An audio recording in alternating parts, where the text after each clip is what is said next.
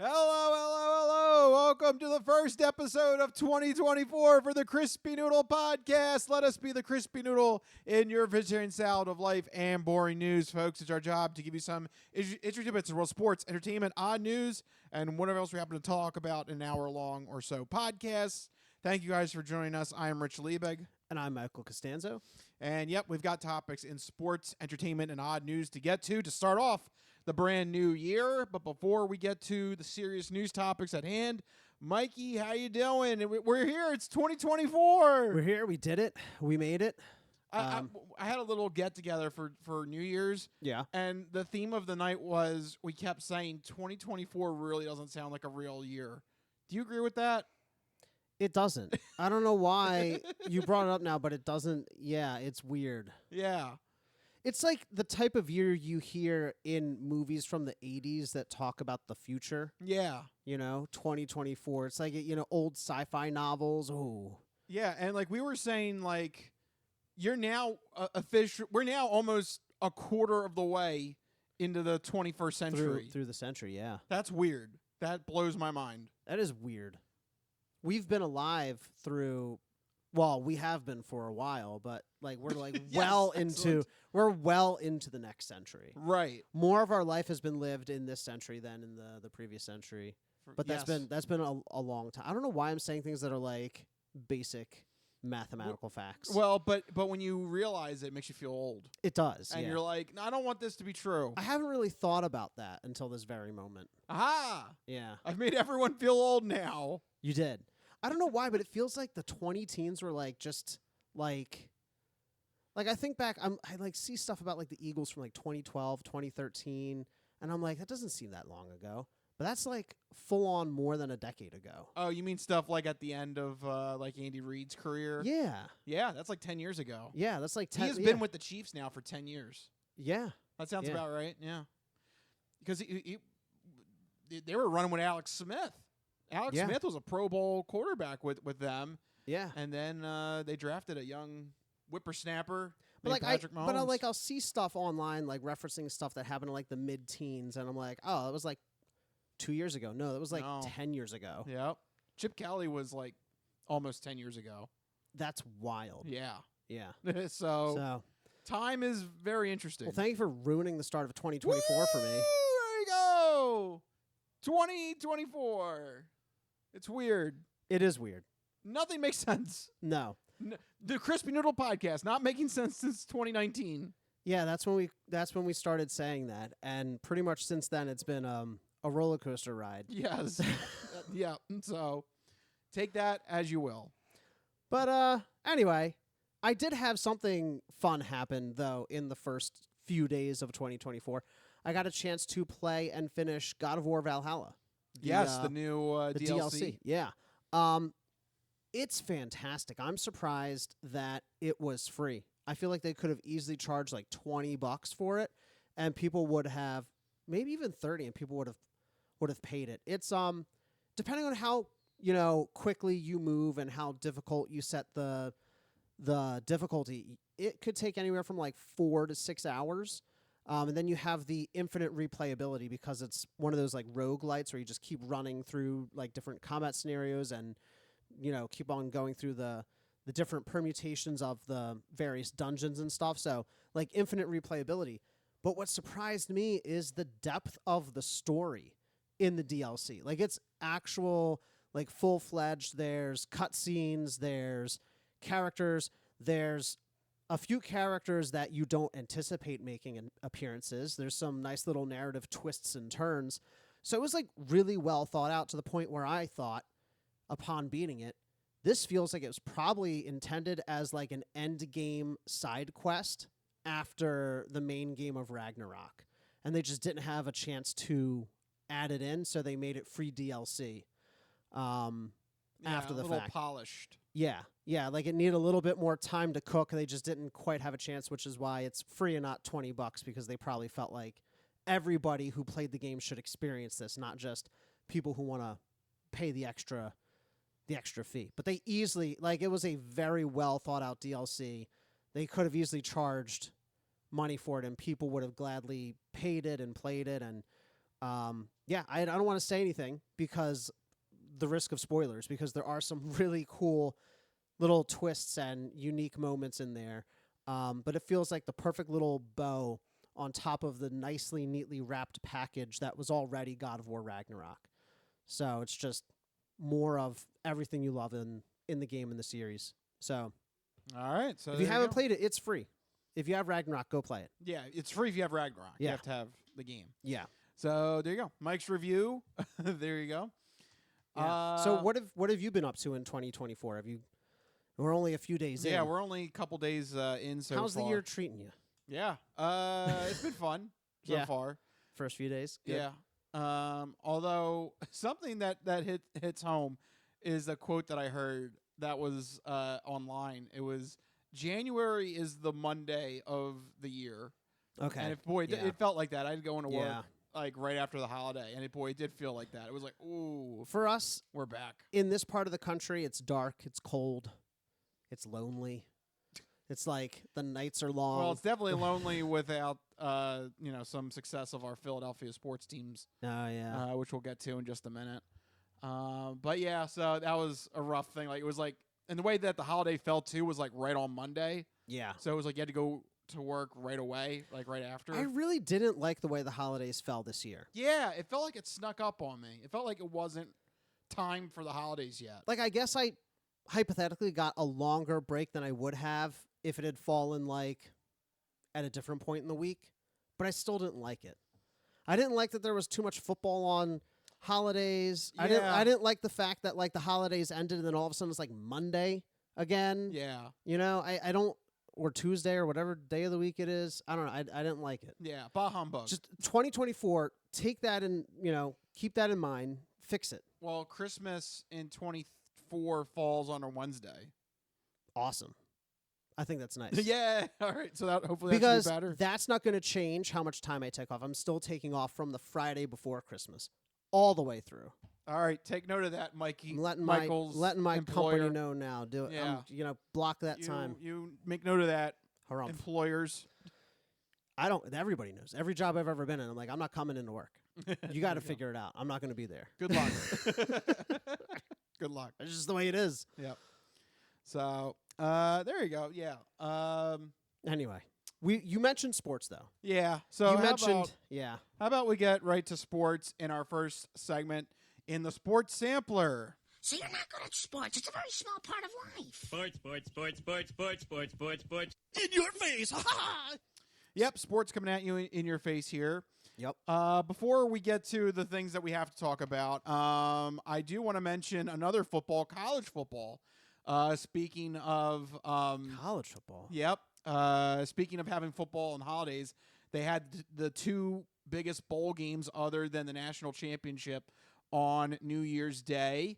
And that we had the 4-team playoff. This is going to be the last year that they do a 4-team playoff. Next year, they are moving to a 12-team playoff format finally. Finally. Took them long enough. They should have done it this year, considering, I didn't follow it, but there's so much hoopla. Yeah, so we had a team that went 13-0, but didn't invite them into the tournament. But they did they have quality wins though, Rich? They did throughout the season. But what was their strength of victory like? I Well- hate college football. Stuff like that only comes up in the pros, like when you get to like the 7th tiebreaker. Yeah, You know? yeah. Anyway, I actually caught the Rose Bowl game. I actually watched that one. Okay. Between Alabama, and Michigan. And Michigan won in a thrilling overtime game. So I thought that was cool that we had one of the national semifinals games and the Rose Bowl go into overtime. No! We are taking this into overtime! Coming on, yeah! Yeah, overtime. Did you talk all about that just to play that clip? No! Yes. You absolutely did. No! We are taking this into overtime! Coming on, yeah! Yeah. I'm like, why is he randomly talking about Michigan and Alabama? Like, Why what? not? We have zero connection to these teams, and there it is. That's the connection. Well, there may be a connection because Jim Harbaugh might be coming back into the NFL. So you joke, but this might be his swan song with Michigan. He might win the championship and then go to the NFL again. He had some success in the NFL. Yeah, he led the 49ers to remember, it was the Harbaugh Bowl. Yep, yeah. Ravens at 49ers. Did he... Which Harbaugh was it that coached for the Eagles briefly? Was it him or was it John? Or was it both? I can't remember. What, as like a quarterback's coach? I think it was Jim. No, I thought he was a special teams, or was he? Maybe that was John. Jim was an actual quarterback. He actually played quarterback. Yeah. Eagles. Jeffrey Lurie, take note. Yeah. Anyway, the whole point of this was to play that clip and then also give us the final because the other game was Washington knocking off Texas in an also thrilling game as well. So the national championship game next week will be Washington versus Michigan.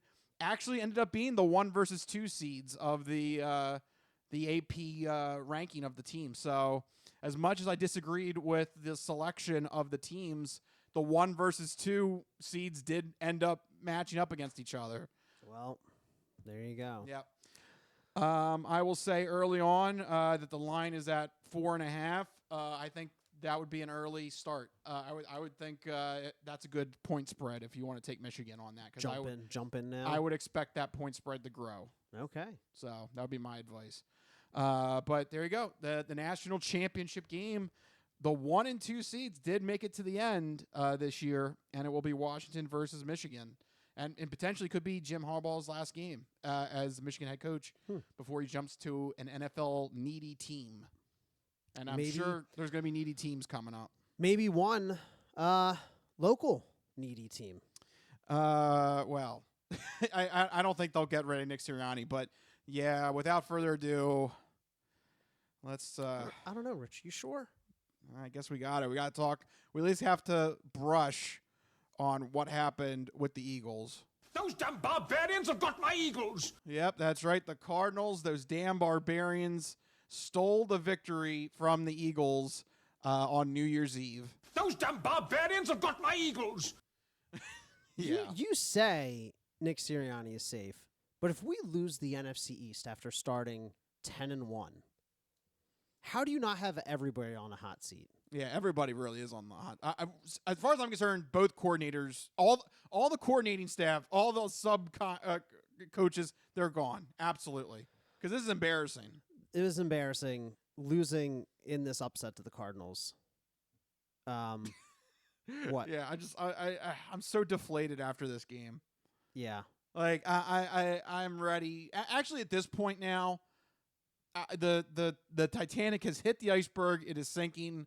I am now ready for the finale and ready for it to sink. I want the Eagles now to lose so that in the offseason we get some major changes happening to this coaching staff. Isn't that what I said 2 weeks ago? Yeah, but there was hope at that time that they could still pull out the division. And at that time, I said I fully expect them to lose 1, if not 2 of these last 3 games. Well, you're on pace now because they lost this one to the Cardinals. And it was exactly like I said about the Cardinals that Jonathan Gannon comes in. He's got a bug up his ass. He's got something to prove. Fake or trick onside kick to put the Eagles in field goal range. And all we did was gain 18 yards and settle for a field goal. Yep. I think the most frustrating moment for me, I didn't actually watch a lot of this game. I was busy getting ready for New Year's Eve. And no, you were just disappointed. Honestly, I spent a lot of my time trying to avoid it. Those damn barbarians have got my Eagles. But I did tune in near the end of the game, and I should not have, because I saw the most disappointing series of plays ever. You know, first we get the ball back. I think it was in Cardinals territory or damn close to it. Quick 18-yard pass to A.J. Brown. Cool. Like, we're going to march down, get a touchdown, seal this thing. Then on 1st and 10, there's an outside run to DeAndre Swift, gets called back because of holding. So we're at 1st and 20. 1st and 20 in Cardinals territory. They decide to run a quarterback draw for some reason. goes for 0 yards. Yep. So you now have 2 and 20. Yep. And Rich. Yep. Game on the line. Yep. I know. What do you think Oh, I know what they a did. good play call would be in this situation? It's not the one they called. No. It's another Quarterback sneak. quarterback sneak. Yeah. But wait, here's the real fun. Yeah. Now it's 3rd and 20. Again, game on the line. You score a touchdown, you might just ice this thing. What play do you think they call? I know what they did. That's right. Wide receiver screen. No, God! No, God, please, no! No! No! No! They called 3 plays for a total of 5 yards in enemy territory, In the moment when it mattered. and just they're playing for the loss at this point. They're playing like a team who doesn't know how to seal a victory because they played super conservatively with they disrespected the Cardinals. I'm glad the Cardinals won because that was a disrespectful series of plays. I thought, we don't need to do anything. Might as well just kneel it 3 times. Yeah. It was the same difference. You didn't move a goddamn yard. You would have ran out more time on the If third you just, down. Yeah. Yep. Settle for a field goal. Cardinals go down 2.5 minutes. I don't like the we were talking about this before the podcast. We'll touch on it, but the defense is just so porous. They marched down the field in 2 minutes and cap it off with a touchdown. I've never seen teams move the ball against an Eagles defense like they have been this year. Any team, any down and distance, any field position, any amount of time. How many games in a row has it been like a final touchdown? The Giants almost did it. If they were just a few IQ points smarter, the Giants would have done it the week before. Yeah. To me, that's really been the surprising thing. We've had these issues with Brian Johnson since the beginning of this season that he's been calling way too many quarterback sneaks, quarterback draws, bubble screens. We've laid out our grievances this whole season about how bad his play calling has been. But these last 4 games, the defense has really surprised me and disappointed me. They're letting up 35-point games game after game after game against teams that don't have great offenses. How about this number for you? 29. Do you know what that is? Average points? No, the number of points the Cardinals scored in the second half. Yeah. 29 points. In that one is an half. entire game's worth of points. This is a 3-win team. Yep. 29 points. Yeah. This was very embarrassing. Those damn barbarians have got my eagles! And also, everyone's like, well, it was close. No, it wasn't. The only reason we were that close is because Sidney Brown returned an improbable 99-yard interception for a touchdown. You can take those 7 points off the board. Yeah, that's a fluke touchdown. Like that you can only count on one of those every 2 or 3 seasons. Yeah. How many times have you seen a 99-yard interception return for a touchdown? Not frequently. No. So honestly, I don't know what you do. This team seems like it's been shot. They're done. Yeah. They're done. I said it after, what was that third loss, the Seahawks. I said they're done. And I still maintain that. We stole one against the Giants, barely. Came right back to our losing ways against the Cardinals. I fully expect them to lose potentially next week. And we'll be lucky if they win in the wild card round. There are so many issues. I mean, in terms of scheme, in terms of even just team building. We've just chronically, almost criminally ignored the safety and linebacker positions to the point where we're one of the actual worst defenses in the league. Yeah. These last couple of weeks, absolutely. I don't know how you don't, and not only that, but our previous strength on defense, that defensive line, our edge rushers haven't recorded a sack in 3 straight games. Yep. With Hassan Reddick, Josh Sweat, Brandon Graham. Wait, those 3 guys can't find 1 sack in 3 games? Yep. It is falling apart. Everything. Yep. The wheels are not going round and round. They are off the bus, rolling down the hill into the abandoned car dealership lot. I don't even know. The one wheel is just gone. It's just gone. I don't know where we it lost is. it. Going into the season, I thought the offense was safe. And the offense has been one of the biggest pain points this whole year. Then the defense is like, I see you and I raise you one. Yeah, hold my beer. I don't know what the hell is happening. And it's one of those things where the 2 problems are shaking hands because it's is the defense bad or are they just tired because the offense can't stay on the field for longer than 30 seconds? It's out of control. Yeah. It's very disappointing, and I think it's the official death knell. So who is the sacrificial lamb after the season? All the coordinators, Brian Johnson, Are you Desai, at all Patricia. Are you at all all of 'em. worried? This is my worry that Brian Johnson might be protected because of his relationship with Jalen Hurts. He has to be gone. I cannot. How can anyone defend his play calling after the last 3 games? It's been atrocious. Yeah, It's been absolutely. It's like not just that it's bad. It's like head-scratchingly, confusingly bad. Yeah. Like it doesn't. I like 1st and 20, 2 quarterback draws and a wide receiver screen. I like pick up a PlayStation controller, fire up Madden, And hit Ask Madden. hit Ask Madden. You'll get a better answer than 2 quarterback draws. It's out of control. I award you no points, and may God have mercy on your soul. That's the way I feel. But do you think that this current regime has what it takes to actually right the ship? Not this season. This season's shot. I mean, going forward. Going forward, possibly. Do you actually have This offseason, confidence? This offseason, they need to get rid of the coordinators, and they need to retool the complete defense. This defense has been exposed. But here's my problem with the NFL, and you know that I'm a big proponent of this philosophy. The problem with this team is not the scheme or the coaches, the play calling, or the players. Is the fact that they made the playoffs this year.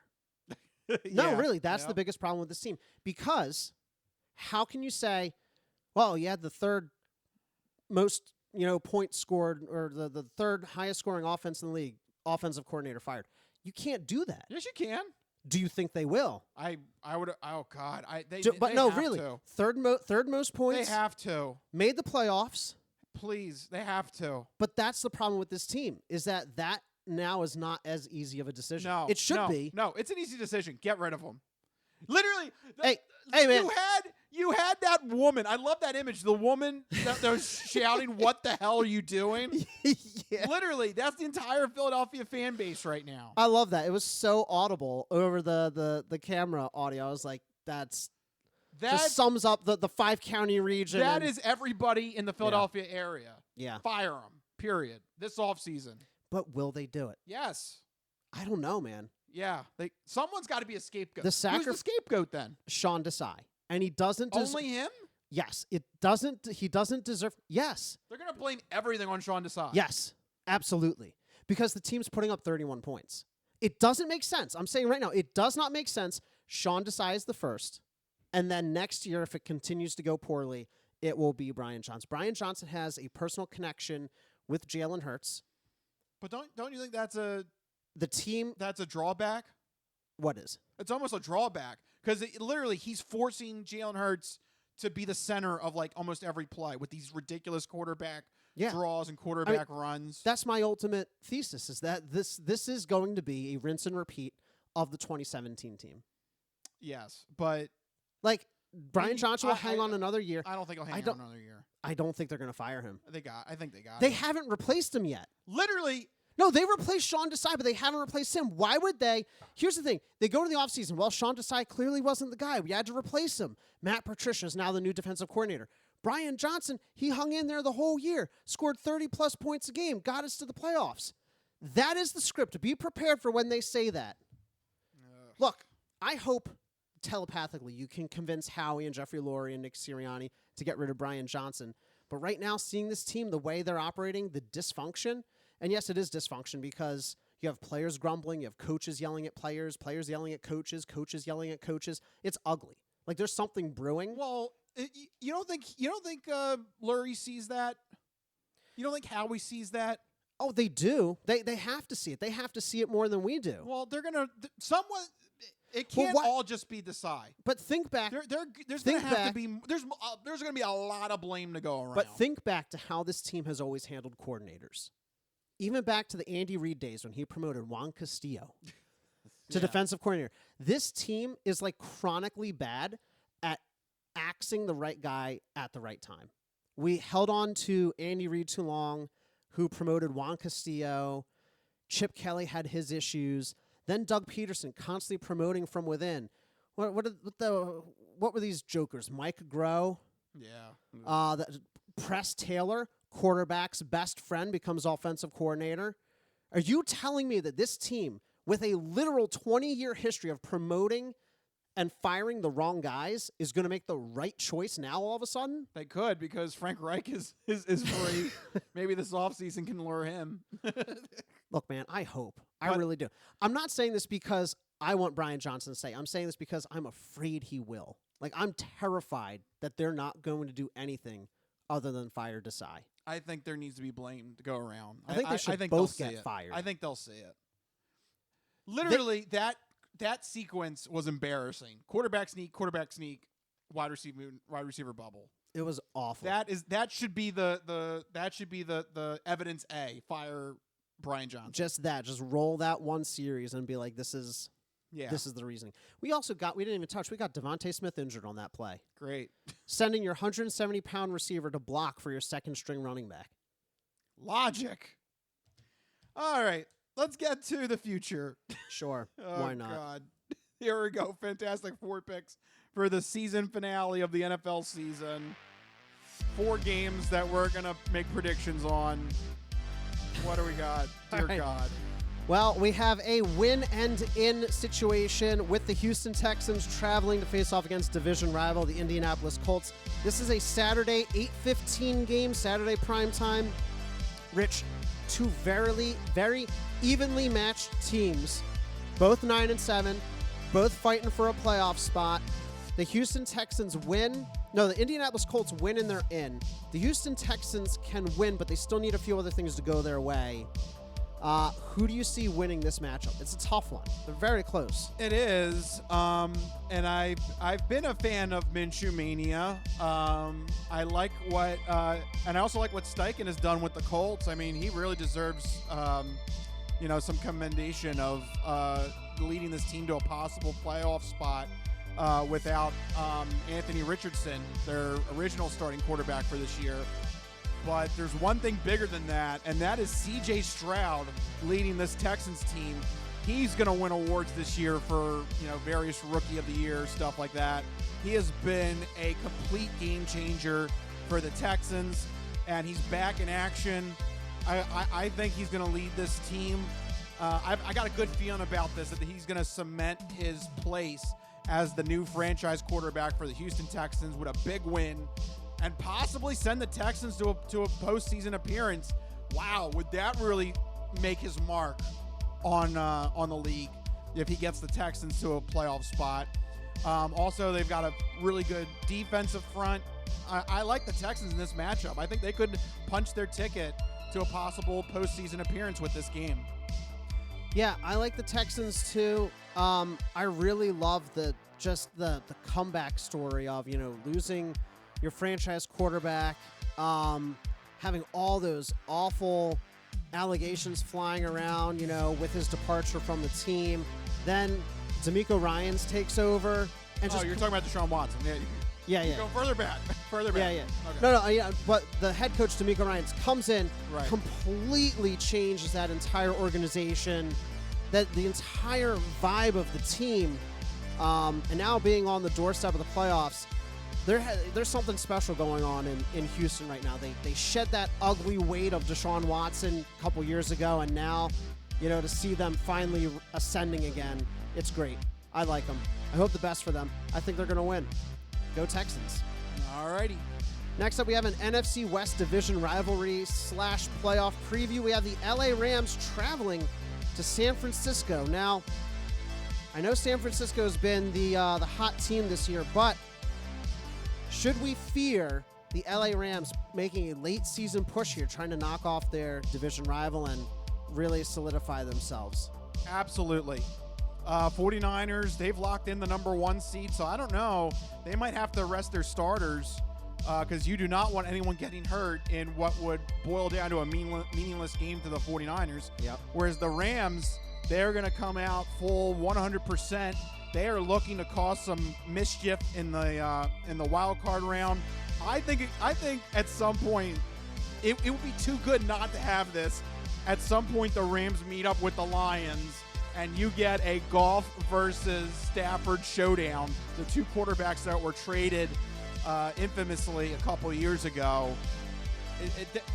The NFL writers have to have that in the books. They're working on it. That's a good B plot. So I'm going with Rams in this matchup. Yeah, I like the Rams. They've had a little bit of a late season resurgence. They've won 3 of their last 4. Nice little streak going on there. That's how you want to end the season, strong, with a couple of wins in your pocket. And I think it would really bolster them to take one from a division rival at home. I really like the way the Rams have been playing recently, so I'm going to take the Rams as well. They're not a bad team. They're quite a good team. I just think that their record doesn't necessarily show that to the full extent. Next up, we have, a battle for the AFC East. The Buffalo Bills are traveling to Miami to face off against the Dolphins. This is a Sunday primetime game. I think the fate of the division hangs in the balance here with these two teams.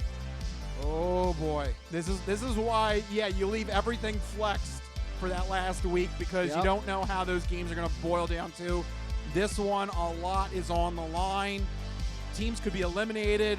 Someone's going to win the division. This is a crazy amount at stake. And I'm going to go back to what I've said. Whenever you get these like pressure cooker situations where you don't know, maybe like the slightest mistake could be the determining factor, my gut is to go with the team that has the stronger defense. And in that situation, it is the Bills. I think the Bills, they usually make just enough adjustments to survive in the game. Josh Allen in the first half of the season was making mistakes, but they seem to have corrected some of his decision making. And Dolphins, even though they're explosive, Tua is susceptible. He gets pressured. He doesn't face pressure that, as well as Josh Allen does. So I'm going with Bills. I think Bills could take this and take the division. Yeah, the Dolphins have been a little streaky as of late. It's almost like these two teams have swapped places, where the Bills early in the season win, loss, win, loss, win, loss, where the Dolphins are just racking up wins. The Dolphins kind of Eagles-like in that, they've lost a couple of their previous few games. Meanwhile, the Bills have pulled off impressive wins, close wins against the Chiefs, Dallas. The Chargers were not pushovers. Division rival New England, tough defense, not a great offense, but still something to get one against a division rival. The Dolphins got embarrassed by the Ravens. Yep. I was expecting them to hang in there a little bit closer than that, but they just got absolutely smoked. So, you think maybe at home they'd want to wash that away, but as we've seen with another team that struggled recently, the Eagles, sometimes those losses can spiral out of control. I think the Bills are really riding high right now, so I'm going to give the slight edge to the Bills. Even though they're on the road, even though they previously had that streakiness, it seems like these two teams have, like I said, swapped places in the later half of the season. So it's going to be Bills for me as well. And finally, we have our very own hometown Philadelphia Eagles traveling to the New York Giants to face off in our second matchup with the division rivals in the last couple weeks. Rich, how did the Eagles finish the season? With a roar or a whimper? I don't know, man. They look so defeated. It's unbelievable. Considering this team was once 10-1 and the talk of the town for the NFL, the Eagles have just had a catastrophic fall. I don't know. They might lose this one to the Giants, especially if Dallas, their only hope to reclaim the division is if Dallas loses. So if they see going into halftime that Dallas is up on Washington, do you even play your starters? I don't know. So I would say stay away from this game. Don't watch it. Just wait until the playoffs. I don't like this game. I didn't like it before the season. I didn't like it midway through the season. I don't like it now. It has all the trappings of a division rival looking to play spoil. The Eagles desperate for a win, overstretching. The Giants nothing to lose, backed into a corner. They don't care. They're going to pull out all the stops just to pull one over on us. I don't like it. I don't like it at all. Yeah. I think the Eagles lose. I think it's a precursor of things to come. Yeah. That's very doom and gloom, but I just don't like it. What a way to start off 2024, everybody. What are you going to do? Yep. That is our Fantastic Four picks for the final week of the NFL season. That is it. So when we come back at you next week, it will be playoff picks, which we'll get to next week.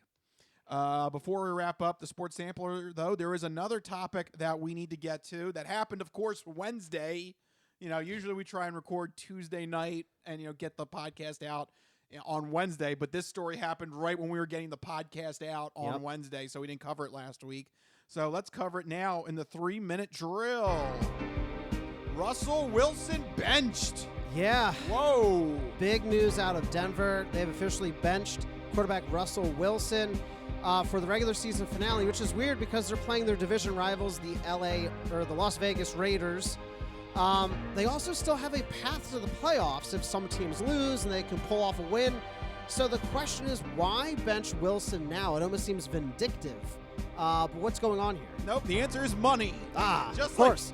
Because the NFL is a business. Yep, boy, if you don't know what's happening, chances are the answer is money.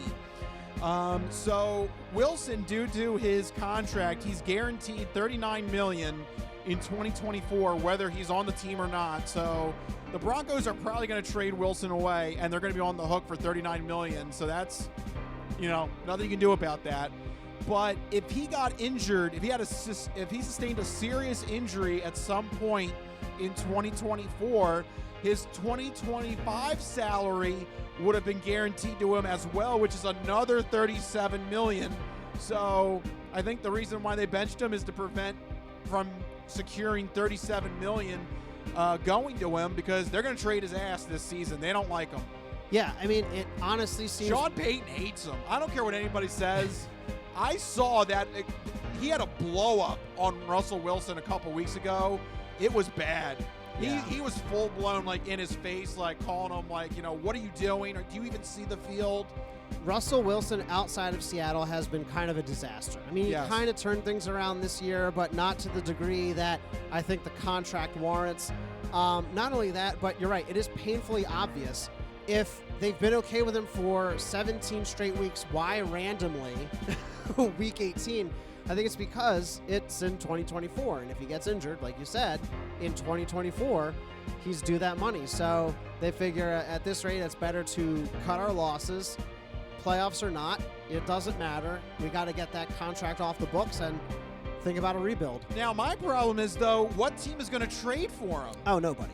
I don't know. Yeah, they're gonna cut him. The Broncos really screwed themselves He's, here. I don't know who takes on 30, that contract. 35, 36, something like that. So, I think 34, 35, somewhere there. Yeah, $37 million in 2025, 39 in 2024. And also, he's probably not going to want to be a bridge quarterback either. No. He wants to be the star. I don't know what opening is there for him. Every team, I think, either has a draft pick to get a young quarterback, which saves you money, or they already have their quarterback plan in place. Yeah, a lot of teams have established guys. They recently drafted guys or will draft people, so Russell Wilson's homeless. Yeah, I don't know how they're going to do it, but good luck. That's actual audio from the Broncos front office. They don't know how they're going to handle this. Oh, there you go. That's actual audio of how they're handling it. That's actually them breaking Russell Wilson's throwing desk. Russell Wilson out of the building.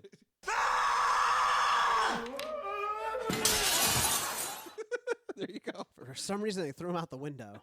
So mean. They're in Denver. Look, Sean Payton is a whole different ballgame. When he blew up at Russell Wilson, that was I think that was a wake-up call to everybody. Russell Wilson is not fit for Sean Payton. They are just two completely different personalities and philosophies to football. Yeah. Russell Wilson is very much like a optimist, believe in Jesus, yay, we'll get things done. Yeah, it's Broncos country, that's right. And Sean Payton is you mother effer, what are you doing? He's cursing 8 million things at him. Sean Payton is the dad from A Christmas Story. You got, what are you doing? You puppernicker, you know, dang nabbit. It really did feel like a weird combination, Russell Wilson and Sean Payton, and both moves Not just a finger! Yeah, that's yeah, that's Sean Payton. That's exactly. Not a finger! Both moves felt like an organization just grasping at straws. I thought that the Russell Wilson signing was a little odd. I thought that Sean Payton, I don't know, he just doesn't seem like the right vibe for the Broncos I think he will be when he gets his own guys in there. Yeah. Yeah. Him having to deal with Russell Wilson was not the match made in heaven. No. So, No. So we'll see, because that division's kind of up for grabs next year. yeah, the Chiefs are kind of on a downslope right now. Nobody wants to mention it, but Chris Jones is not going to re-sign with them. And Travis Travis Kelce- Kelce's old. He's like legitimately He lost a old. step this year. Yeah. And you think next year he's suddenly going to be a spring chicken again? Yeah. Spring chick again? No. So they are what's his name? Patrick Mahomes is about to find out what it feels like to play with a bad team. Coming up. Yeah. Let's see if he's going to be worth that $50 million a year. Yeah, we'll see. Yeah. Fun times ahead for the Yeah. NFL. That's right. All right, there you go. Enough sports talk, enough doom and gloom. It's time to officially leave the sports realm and take a break. But when we come back, on the other side of the break, we've got the entertainment entree and the non-fortune cookie odd news on the rebound. Don't go anywhere. This is the Crispy Noodle Podcast.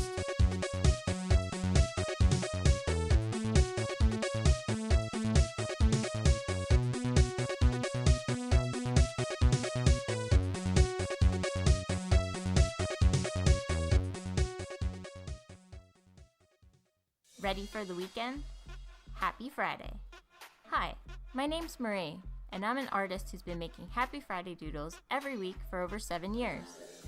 And now you can own my art collection in this Volume 1 and Volume 2 art series. These doodles span across multiple themes, yearly festivities, various countries, languages, and more. Both coffee table books have something for everyone and are the perfect conversation starter or gift for a friend. Really, anyone who enjoys a good weekend. Available on Amazon, Ingram, BookBaby, Barnes & Noble, and more. Visit happyfridaydoodles.com/books and get your copies today.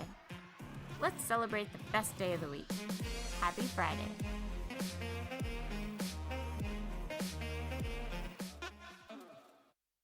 If you go to Taco Bell at 3 in the morning, this is what you're going to get.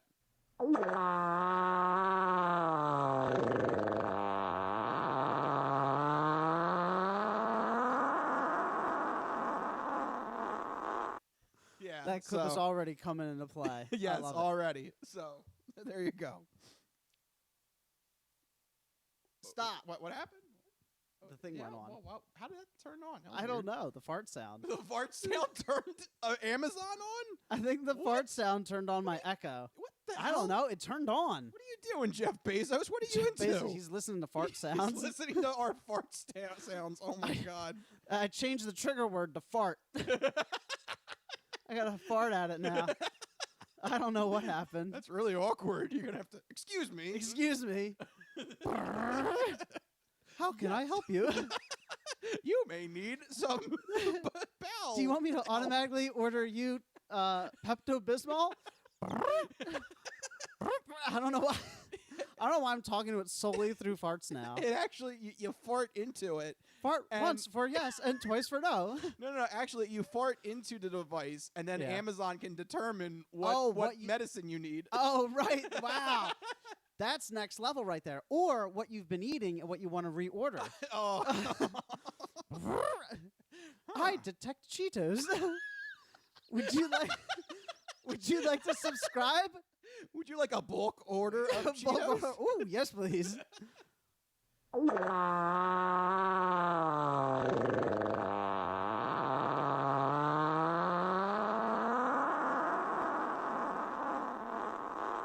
Cheetos ordered. Cheetos.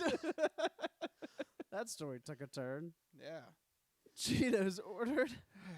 Okay. All right. There you go. The latest from Jeff Bezos and Amazon. It's amazing technology, I tell you. Yeah.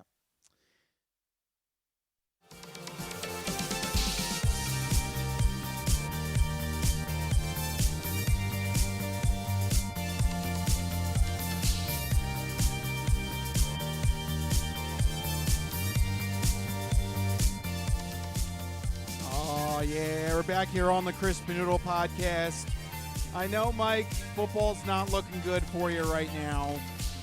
But, there's other good things happening in Philly sports. The Sixers are doing relatively well, and the Flyers are doing surprisingly better than people thought. So maybe it's not all doom and gloom in Philadelphia. We'll see. Yeah. It would force you, though. You have to watch Sixers and Flyers games. That's a fate worse than death. Oh, my God. No, Mike. I'm kidding. No, because here's how Not that bad. here's how the Sixers. I'm not asking you to watch Hold on. soccer. Here's how the Sixers season's going to end. Second round exit. They're going to get the 3rd overall seed Second round exit. and second round exit. Yep. They've done that 4 years in a row? Yeah, it's 5 something years in a row, ridiculous. something It's stupid like that. The last 4 out of 5 seasons. Yeah, it's pretty bad. Can we put money on that now? Like that specific outcome, 3rd overall seed, second round exit. I don't think so, but that would be funny Well, if we could. Vegas, get on it. Do a thing. Make me money. Maybe when the postseason is finalized, maybe we can at that point. Yeah. I'd put money on it. All right. They've done it like 5 years in a row. It's like last 4 out of 5 seasons. Yeah. It's insane. So, yeah. All right. I'll hit me up when. Yeah. Set a reminder. Set a reminder. Yeah, set a reminder when the NBA bracket is set. Okay, so there you go. No more sports. We're now moving forward into the world of TV, movies, and video game with the entertainment entree.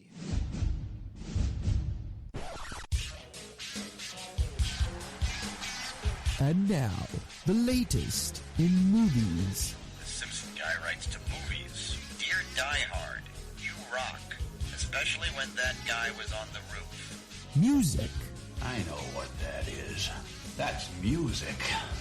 Video games. I'm Commander Shepard, and this is my favorite store on the Citadel. Celebrities.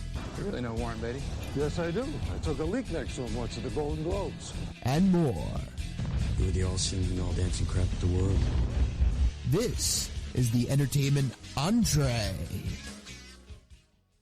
All right, there you go. Officially in the entertainment entree. Actually, before we get to Mike's This Week in Entertainment, there's something I wanted to mention. I totally forgot about it. Okay. All right. Perfect timing for TV shows. Calling an audible. Yep. I watched Bodies. Oh, okay. Yeah. I keep saying everybody's talking about that show. Yeah. Bodies, watched all 8 episodes of it. Okay. It is a show that goes over a murder mystery in which a body has been discovered in 4 different timelines. One in like 1899. The second one is 1941. The third one is like our era, like 2023. And then the fourth one is in the near future, like 2050. 2024.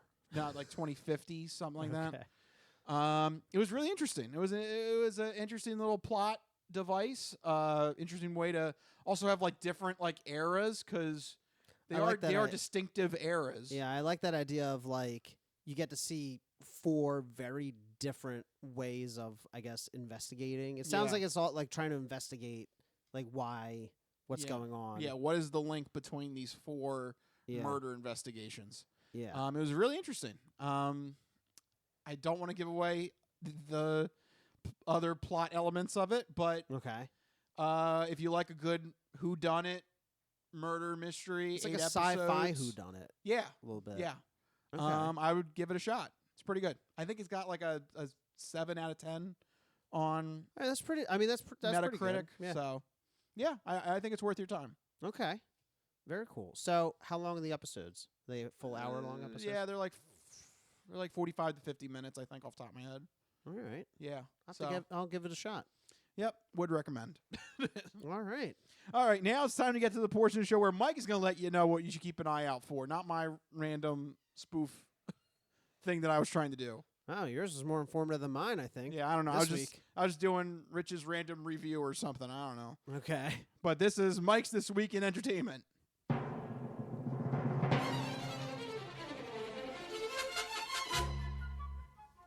All right, so what's new? All All right, well, this week, coming off of the week between Christmas and New Year's, not many new releases, but still a few things to keep in mind for movies. With a new year, take a moment to go check out some of those potential awards season favorites that might still be in theaters. I know The Holdovers, American Fiction, Boy and the Heron, and Poor Things are still in a few theaters, at least locally, so if you have a chance, go check those out. Those are some of the front runners for potential Oscars. So if you want to get a head start on award season, make your way out to a theater quickly. But in TV, speaking of award season, the 81st Golden Globe Awards airs this Sunday, January 7th at 8 p.m. on CBS. This is usually a good precursor to the Emmys and the Oscars to see how things are going to go. So go check out the Golden Globes and maybe get the inside track on what movies to go watch before the Oscars. And finally, in video games, a new month equals new free games for PlayStation Plus and Xbox Live Gold subscribers. So if you have those services, go check out your free games for the month. And that's what we're looking forward to this week in entertainment.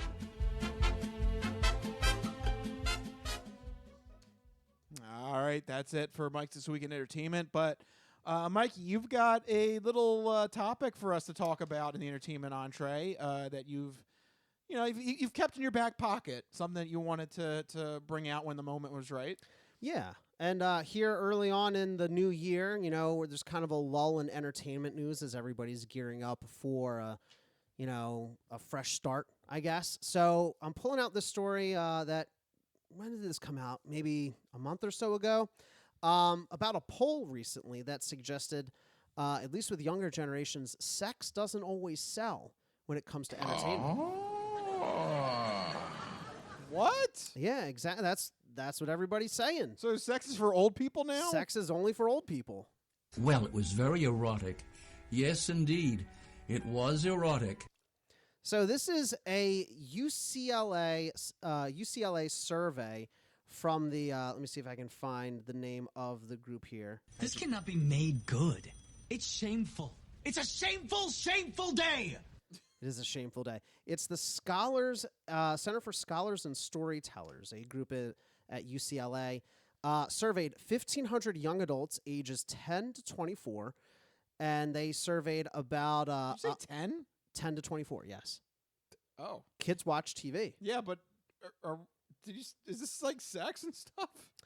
Well, sex, relationships, romance specifically, as it is. They probably okay. So it was phrased like romance. Yes. Okay. But there's 100 participants per age group. Okay.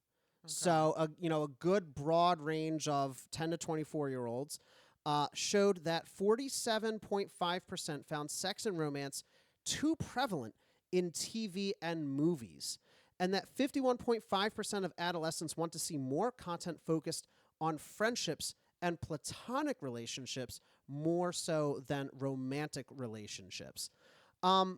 Rich, what do you think about this, I guess, seemingly shocking statistic that youth is no longer interested in romance and relationships in their media? In fact, 44% felt that romance is overused. What do you think? Wow. That's interesting. But I mean, I don't know. I didn't know that they went after like younger, like 10. Because I'm trying to think of putting myself in my shoes.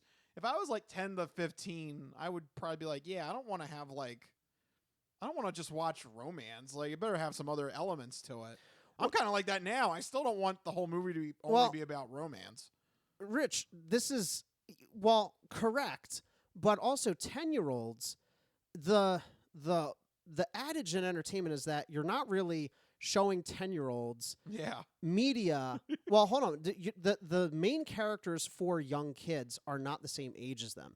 If you go and you look at the entertainment, books, TV, movies for young kids, characters are always several years older than them. Think about the main target demographic of something like Twilight or The Hunger Games or Harry Potter. Yeah. It's always kids who are a couple years younger. So a 10-year-old would be watching characters who are 14, 15. They have the high school love triangle, those classic, will they, won't they storylines. And kids of that age now no longer want those kinds of stories. Where previously, think about when like the Hunger Games or when Twilight came out, and you have young kids asking for those books, even knowing the content of them. You know, I'm trying to bring it back to like Harry Potter. Yeah, you're trying to think back, like cast your mind back to your early years. Yeah. I know it's hard, being the elderly individuals that we are. Yes, thank you. But yeah, I mean, It's tough to think about, but yeah. think about Topanga. What, Boy Meets World? Yeah, you're 10, you're 11. But the show was literally all about Corey and Topanga's relationship. But not that wasn't like in some episodes it was the A line, but it was the A plot, but it never felt like a romance. Like I don't know. I would not describe Boy Meets World as a romantic show. You get what I'm saying? Right, but it had romance in it. It had romance relationships, non-platonic relationships. A lot of it. Yeah. Go back and rewatch it. A lot of the later seasons, definitely. So they're saying they don't want anything like that. They feel that romance is overused. Okay. Romance in general. They specifically want friendships and platonic relationships. They want, as the study put it, let me see if I can find the quote here, single and not looking to mingle. One American Gen Z say, I'm not noticing that more and more people in my circle are deliberately choosing to be single, signifying their belief that being single isn't something to fix, it's its own happy ending. Well, I can see that with Generation Z coming up. Is that? Yeah. Yeah. Oh my God, I feel so old. It's Generation Z coming up. Generation Z is in their early 20s. So this isn't. Is this them? This is them. Okay. Because I definitely do see that with my nieces and nephews that like, and like some of the things that they watch, yeah, that romance isn't the end all be all of the story. Yeah. I have to admit that the whole love triangle, I feel, is very much overplayed. Yeah. Uh-huh. Like, I think that that's not an outrageous statement to make. And I think this survey honestly kind of reflects some of my own views of entertainment as well. Every time I put on a show and there's like some love triangle, I'm immediately like, this is a CW teen drama. from the 2000s. Yeah. Like, do you agree? Do you feel the same way? Like, the B plot is always the same thing. I mean, especially if it's formulaic. Yeah. Yeah. I can understand that. So I could definitely see younger generations picking up on that and being like, maybe that was novel when we were that age, when we were a bit younger in our teen years and preteen years and the drama of Boy Meets World. And as we, approach our college years, the will they, won't they of Jim and Pam. But maybe in The Office, but maybe kids nowadays are like, we don't care anymore. Will they, won't they? Why can't they find their own happiness? You don't need no man. You don't need a man to make you happy. Yeah. No, I just think it's kind of an interesting, refreshing take on it. And I think that if there are, creatives ballsy enough to do it in Hollywood to step away from those tropes, you could find some really interesting stories, non-traditional stories. I talked about it several months ago, a book I read, Tomorrow and Tomorrow and Tomorrow, won Book of the Year in 2022, had a focus on non-romantic relationships. So what do you mean? The characters never, yeah. The two main characters were strictly just platonic friends, boy and girl. They just they found a love of playing video games together and pursuing the same passions and hobbies and ambitions, but they never romantically entangled. Okay. And the whole point of the book was like they don't need to. They found their own happy, like, working in parallel, in tandem with each other. And that could be the basis of kind of that moving forward for some of these I think movie so. and TV shows. That book was written by, I think it was a Gen Z author. She was like in her mid-20s. Like that's what they wanna see and hear and read. I think that's super interesting. Okay. Yeah. I don't know. Disagree? No, I mean I just that's it never occurred to you. Yeah, that's a different diagram or shift in compiling like, you know, your characters that you want for your story. Because the traditional is the B plot is always like the romantic subplot. Usually, yeah. Like every movie has it. I mean, Star Wars had it. There's always him. I mean, even like Lord of the Rings. I mean, basically name any movie or TV show or book. There's some kind of like damsel in distress that the hero has to win or not win, in addition to stopping the evil sorcerer, wizard, galactic empire. You know? Yeah, whatever the bad government It's like, is. I gotta kill the bad guy, but also get my girl. Yeah. You know? I think it'd be interesting if they kind of bucked that trend and went in a different direction. Okay. Well, yeah, it's interesting. But I guess then the problem is, what is your B plot? Like literally anything else. Yeah. You have to come up with an interesting B plot. I mean, like, it's not so wrong to force creatives to try and come up with something new, you know? Yeah. I mean, I'm sure there's examples of media out there. I'm just like pulling a blank right now of that don't have that kind of B plot. I'm just thinking of like, I mean, there's tons. Like, look at any, like. Well, oh no, I was gonna. No, whoops, no. What? I was gonna say Inception, but no, he's going after his wife. That's kind of a love plot. Yeah. But I was originally thinking like, what's her Page. At the time, Ellen Page. Now she's Elliot Page. Elliot Page. Her character. She doesn't have a love interest with anybody. No. So I was originally thinking those lines, but Leo's going after his wife in that movie, so I guess that doesn't make sense. I don't know. I'm sure there's some examples of this. Can't think of it. Maybe, you know, I watched recently Everything Everywhere All at Once again. Uh-huh. And that was a classic family drama. No romantic B plot that I can think of, but that's kind of a non-traditional film in general. Well, there's kind of a love lost story with the married couple. I guess so. Yeah. I don't know. See now I think about it. Now, this is really funny because I always rant against rom-coms. Rom-coms are very difficult for me to really like get into. There's a reason why they're popular, because they follow those tropes that everybody can easily latch onto. Right. But it's also tough at the same time for me to come up with a really good movie that doesn't have a romantic plot. I don't know. That's interesting. Any war movie. Yeah, I guess because it's war. Is an easy cop out. Yeah. I'm trying to think of movies that I've seen.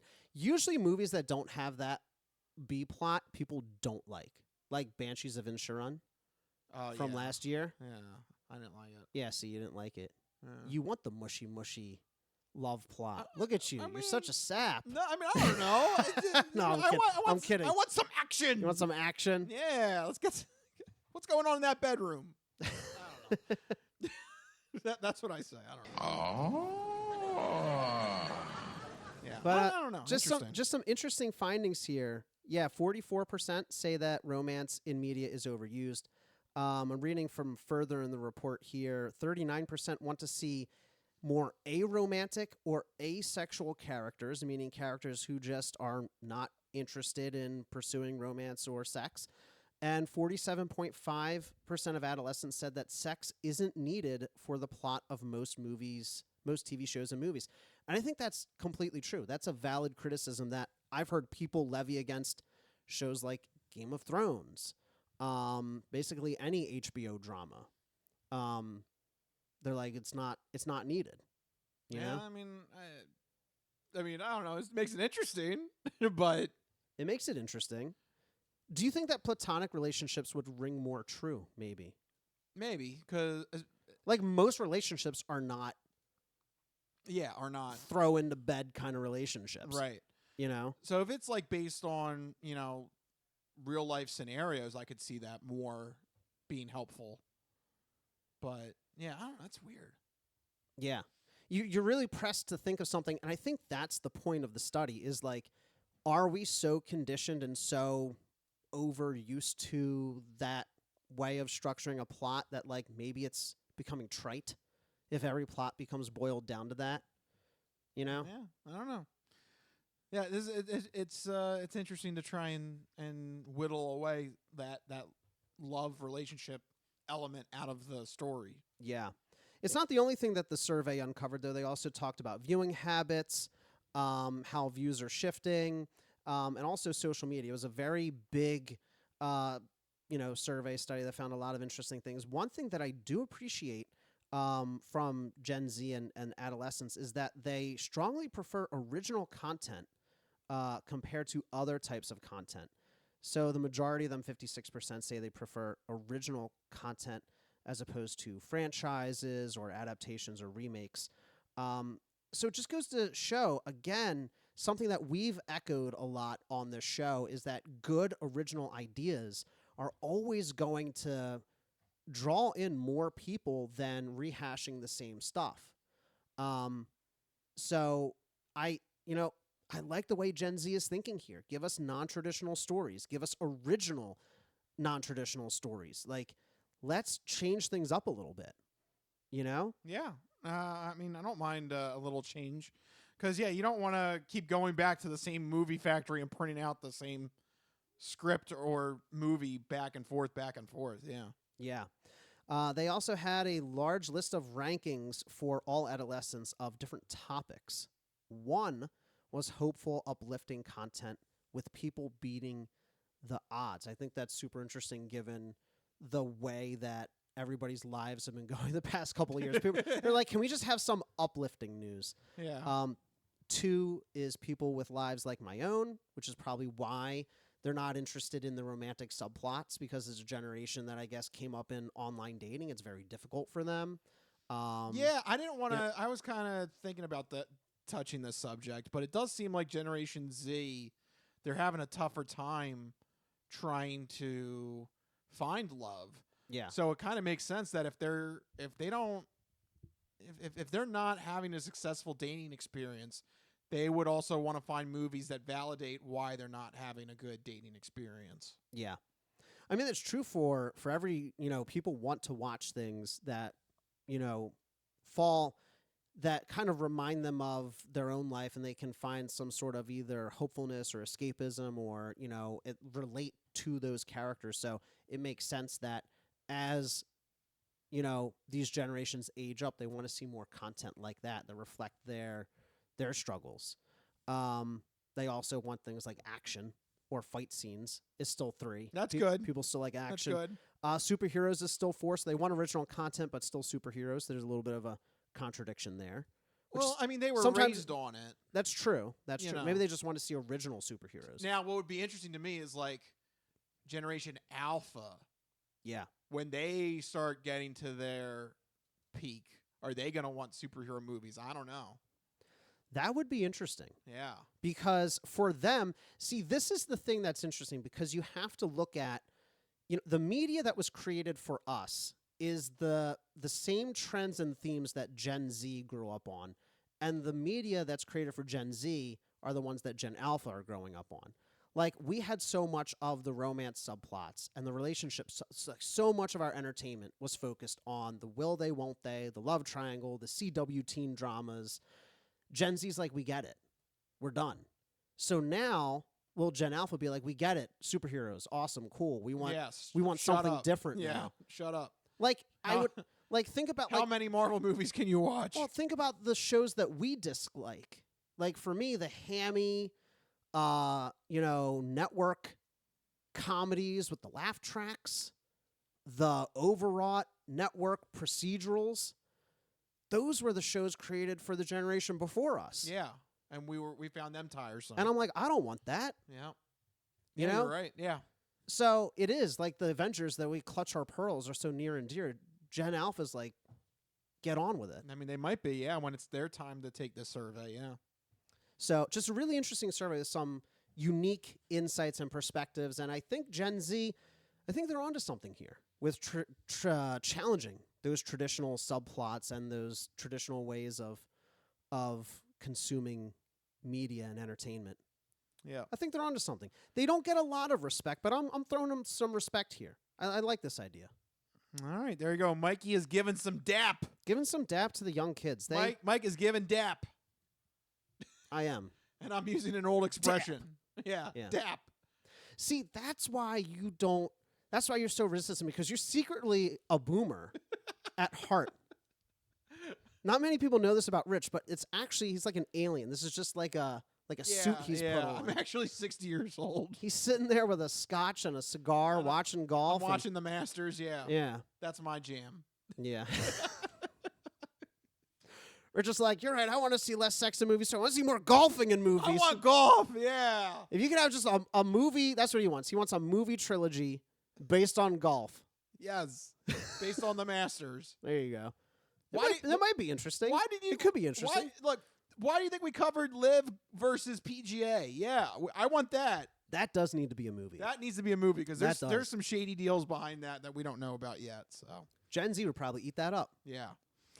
All right, so there you go. Nice study that Mike found there. But we need to move forward to the last portion of our show, the non-fortune cookie odd news. We've been talking about cool and its ramifications and how it applies to the hip scene. But maybe you could give us some examples now of the opposite of cool, uncool. Just exactly what is uncool? My nipples look like milk duds. Holy shnikes. It's time for the non-fortune cookie odd news. It's not of this world. I don't know exactly what it is or what it's doing, but this is not human intelligence, okay? It's not human intelligence we're facing. How you doing? Me? I'm doing great. Manda bastata. I don't make this stuff up. I'll take a pound of nuts. That's a lot of nuts. That'll be $4, baby. You want fries with that? I seen the celery dance across the baseball fields. You had me at Meat Tornado. No, go past this. Past this part. In fact, never play this again. Okay. What does that mean? And now it's time for the non-fortune cookie odd news. So sit back, get everything you need to get from the kitchen. Be sure and empty the bladders, go to the bathroom, because you're in for a hell of a ride.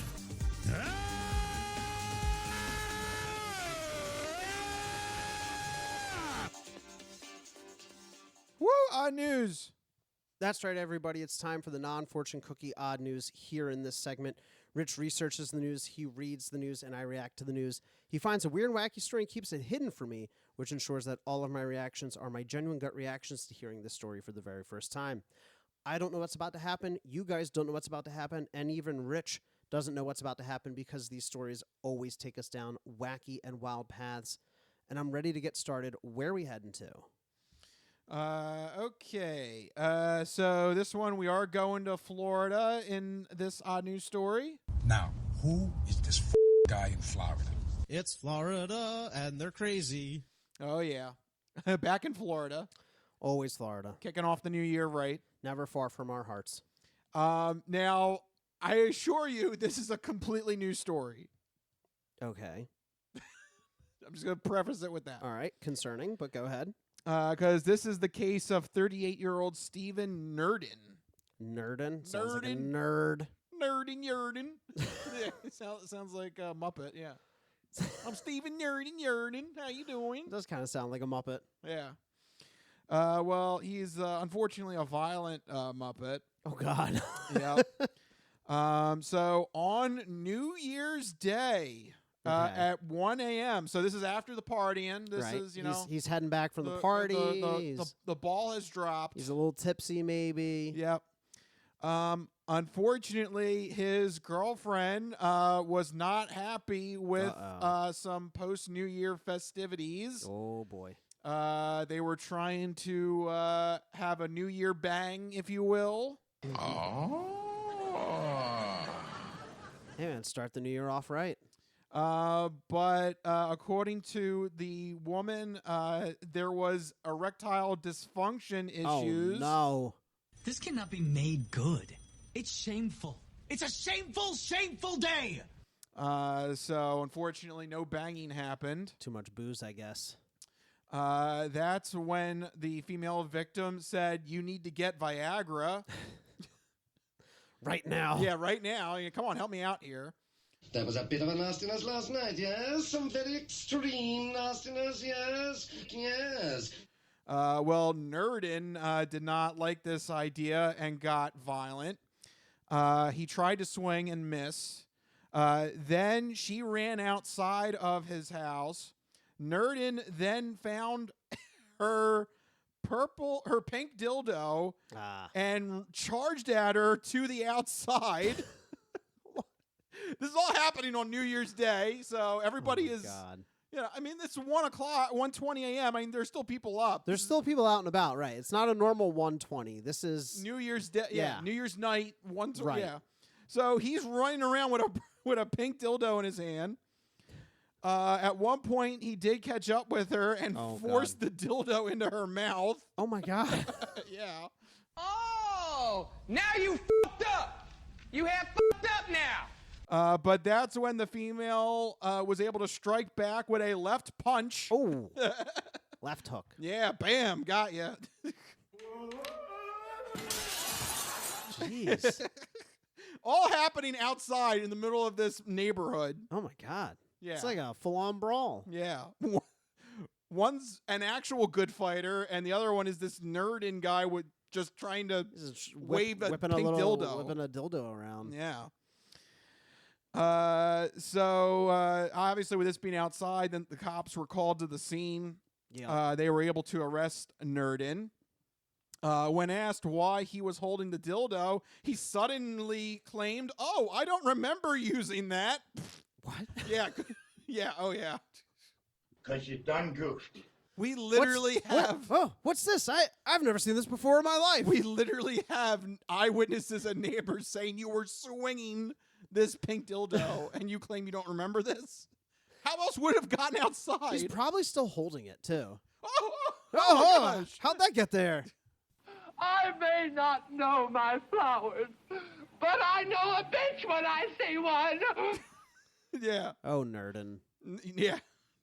Nerdin Yerdin.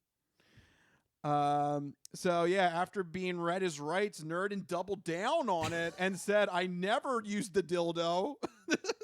Come on, man. They got you pink-handed. Yeah. Pink-handed. Yeah. He probably was still holding it. Yeah, at this like rate. an idiot. Yeah. So at that point, yeah, cops did not believe him at all. He was under arrest, placed into the car, and being sent. He was booked into the county jail on a first-degree misdemeanor count of domestic battery. First-degree dildoing. Yeah, it should have been that. He's being held in lieu of a $2,500 bond, and he cannot have any contact with the woman in the story. It was his own damn fault too. You can't get mad at her for being like, "Get Viagra" when you can't get it up. Like, yeah, you know, yeah, it's She on was- him. She was offering a suggestion, like, Yeah. Hey, why don't you check out some Viagra? She's like, "Here's some helpful tips," and he's like, "I'm gonna attack you with a dildo." Yeah, What an appropriate response, Right. Yeah, I'm gonna attack you outside in public on New Year's night, where everyone can see With me a bright pink dildo. with a bright pink dildo, and then I'm gonna try and say I never even knew And about deny it. Yeah. Yeah. Officer, I have no idea what that is, how it got here. I've never seen it before in my life. I didn't use it. Yeah. And the cop's like, "Why are you holding it?" Yeah, what are you doing? This cannot be made good. It's shameful. It's a shameful, shameful day. All right, and then I got another story here for right. you. Going to North Carolina in this Okay. in this one. North Carolina. So this story starts off with a 44-year-old manager that was in training at a McDonald's in North Carolina. Okay. all right. She is her name is Latoya Gladney. All right. She claims that her McDonald's employees were, quote, disrespecting her.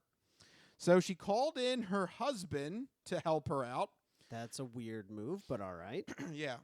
Her husband is 57-year-old church pastor Dwayne Waden.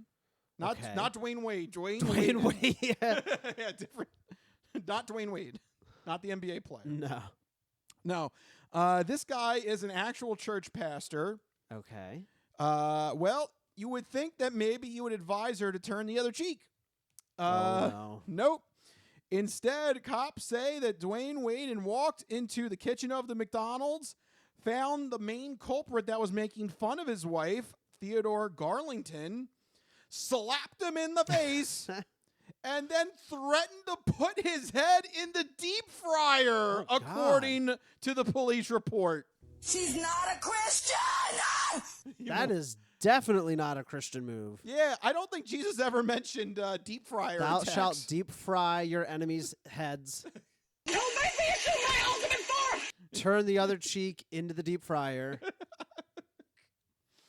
Oh, man. At one point, he tried to grab Garlington's neck and shove him in the direction of the deep fryer. Oh, my God. You already slapped him. What's deep? I mean, like, why you gotta deep fry him after that? If I were the man I was 5 years ago, I'd take a flamethrower to this place. Luckily, employees interceded and forced Waden to leave the restaurant. Apparently, though, he slapped him in the eye. His right eye suffered a large contusion. Oh, God, that sounds so painful. And he had some scratches on his neck from when he was shoved. Jeez. Yeah. Very Jesus-like. He was going to use the deep fryer as a baptismal font, just like the Holy Spirit. Yeah. Plunge, sizzle, sizzle. Yeah. There was a bit of a nastiness last night, yes? Some very extreme nastiness, yes? Yes. Doesn't the Holy Spirit appear as fire? Yeah, that's right. That's what he was trying to recreate. Right. It's wait, hold on. Baptism holy isn't oil. the Holy Spirit, is it? Sure. Wait, which one? No, I don't. Is some he was doing something. I don't know. I just felt like 12 years of Catholic education just to leave my body. Yeah. I don't know. I would believe it. There you go. The cooking oil is another form of the Holy Spirit. I think so. Take that. A tastier version, at least. You bastard. High Point Police Department officers were called to the scene, interviewed the employees, and reviewed store security footage. That's when they determined that Waden was arrested for assault. According to his Facebook page, he is a part-time semi-truck driver and a part-time pastor of Elevated Life International Ministries. Wait. Oh. You took that long to get to the best part of the story. This man is just a part-time truck driver and a part-time pastor. Yes. Does he like truck from city to city and preach the good word of Mack trucks? That's what he does Monday to Friday, and then Saturday to Sunday he's pastoring. He's pastoring. And what was this church? The Elevated? The Elevated Hold on, Life. if I search this, am I going to get in trouble? Is this like I don't cult? think so. Elevated? I don't know. Good luck. Elevated. What was it? The Elevated Life International Ministries. Oh wow, it popped up. There right away. It is 2 years old. And there's one in Horsham. What? Eternal Life Mission Church? That's what popped up. No, Elevated Life International Ministries. Okay, this is just what Google thinks. Yeah, no, Mike. Your word's a little off there. Oh, man, I'm so scared of clicking on this website, but I'm going to do it for the podcast. Consequences will never be the same. Yeah, good luck, Mike. And I know who's emailing and who's doing it, and you've been reported to the cyber police, and I know who it's coming from because I backtraced it. That's the FBI right now. They're searching Mike's computer. So one of the first things I see on their website, one of their sermons is evangelism by fire. Oh, how appropriate! Because he was right next to a deep fryer. I'm just saying, man. Like, I mean, maybe I shouldn't. Oh, it's by. Oh no, they call themselves apostles. Wait, it doesn't actually lead to anything. It just leads to a blank page with some random, like, you know, when you just mash on the keyboard. That's it. Yeah. Are you serious? Yeah. Wait a minute. We're doing deep dive here. What is that? That's all. I clicked on the sermon. That's all I got. Leave a comment, Mike. Leave a comment. No, I'm scared. I don't want to do this. And I know who it's coming from because I backtraced it. It literally goes nowhere. Literally goes nowhere. You click the sermon and it led to nowhere. So in their little paragraph, they reference, deliver you from the power of Satan to the power of God, an army anointed with a divine mandate and authority of the Spirit for a radical, supernatural, social reformation and transformation with the end-time kingdom expansion focused in their mind. Was that a sentence? What was that? All right, let me back up. Let me back up. Do you want to hear the whole sentence? This is, this is a whole sentence. Or 2 sentences actually. There is an army of liberators rising above the horizon of the status quo. It is an army of liberated, passionate believers in Christ, translated from darkness to light, from the power of Satan to the power of God, an army anointed with a divine mandate and authority of the Spirit for a radical, supernatural, social reformation and transformation with the end-time kingdom expansion focused in their mind. Yeah, they're getting ready. This is all based in Texas, by the way. Oh, great. Wait, where did this take place? Pepsi Man! They're with Pepsi Man. This was in North Carolina. So I don't know if it's the same church. Maybe it's not the same church. It's the Elevated Life International Center. Ministries. International Center. Well, that's what I got when I don't know. When I looked it up. I feel like I'm on a cult website. You probably are. And I know who's emailing the news doing it, and you've been reported to the cyber police. I have one more thing, though, for you, Mike. Okay. So the church slogan is supposed to be, where hope starts, life begins. So, interesting. He's really giving this guy some hope with threatening him to the deep fryer. Right. But it also explains that Dwayne Waden is a semi-truck driver, a pastor, and owner of Bueno Burrito. Wait. A popular Mexican joint in Thomasville, North Carolina. Oh, man. He's a triple threat. Trucker This pastor. cannot be made good. It's shameful. It's a shameful, shameful day. He's a triple threat with the Mexican restaurant now. That's amazing.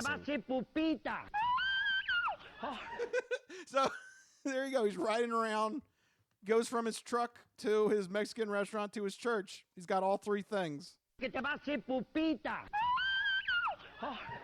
I also just love it's called Bueno Burrito. Like, that's literally like Bueno Burrito. That's like, somebody who has no idea of Mexican culture or the Spanish language. No, just Bueno. Put that up there. Burrito. Burrito. That sounds good. B&B. Bueno Burrito. B&B. Bueno Burrito. Put that together on a sign. That's my restaurant.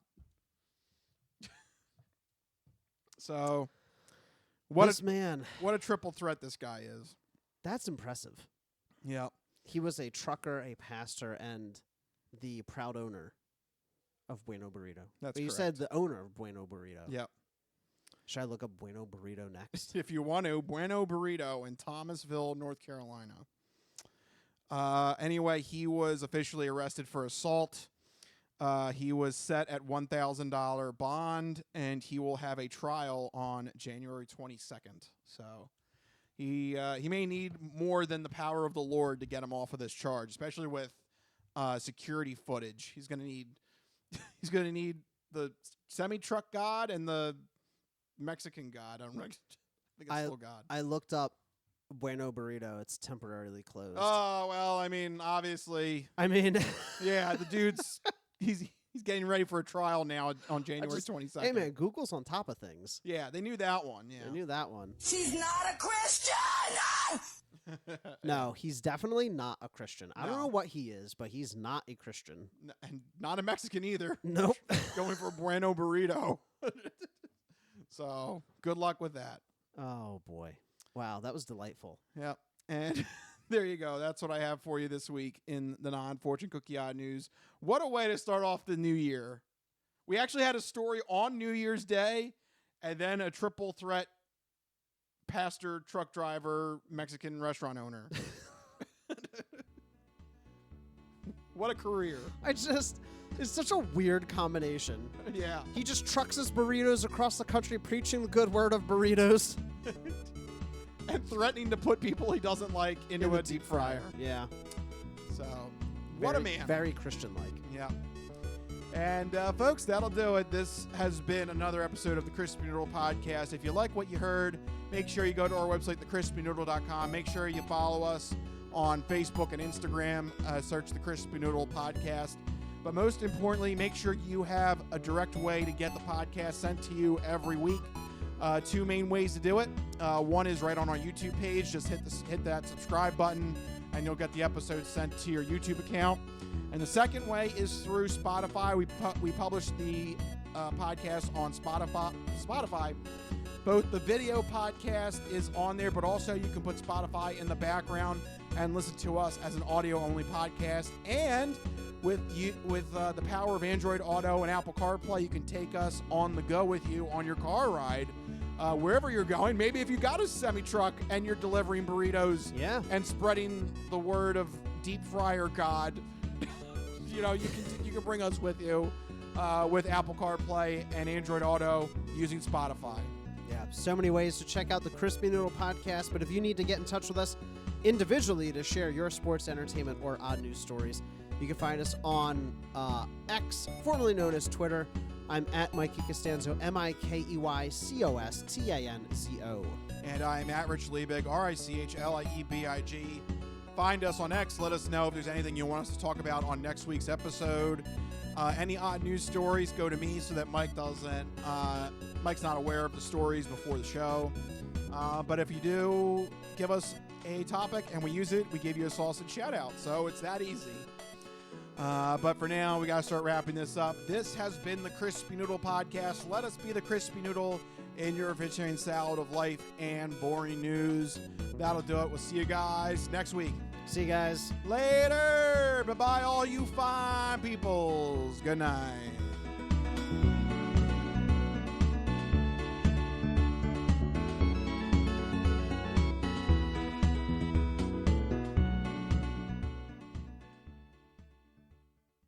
Some of us have great stories, pretty stories that take place at lakes with boats and friends and noodle salad. A lot of people, that's their story. Good times, noodle salad.